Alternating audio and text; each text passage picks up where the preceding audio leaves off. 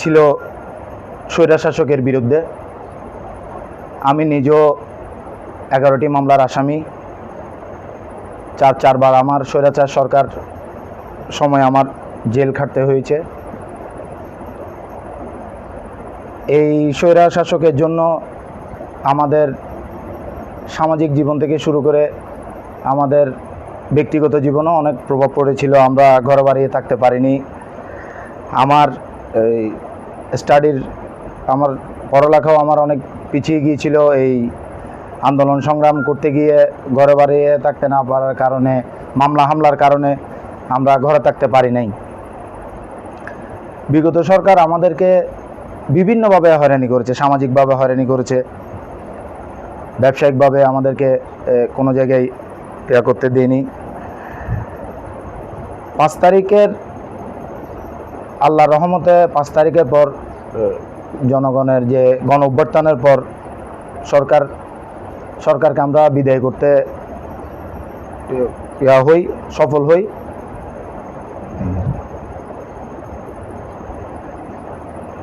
যে বর্তমানে আমরা আগামী কাউন্সিলর নির্বাচন অনেকের চাহিদা আছে, যারা এই ব্যাপারটা মতামত।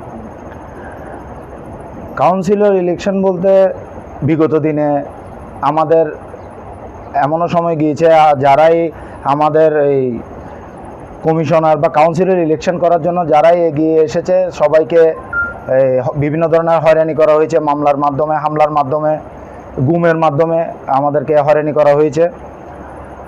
36 নং ওয়ার্ড থেকে যিনি এই কমিশনার ইলেকশন করেছিলেন বিগত দিনে, আমাদের এই বন্দর থানা শ্রমিক দলের সভাপতি মোহাম্মদ হারুন, আমরা ওনার সমর্থনে কাউন্সিলর ইলেকশনে কাজ করেছিলাম। বর্তমানে সামনে যে কমিশনার ইলেকশন রয়েছে,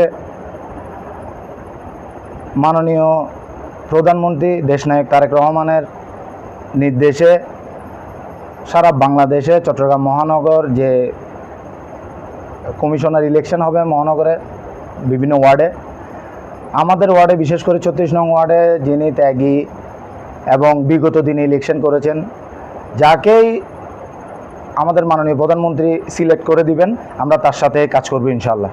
এটাই আপনার জি। মানে যাকে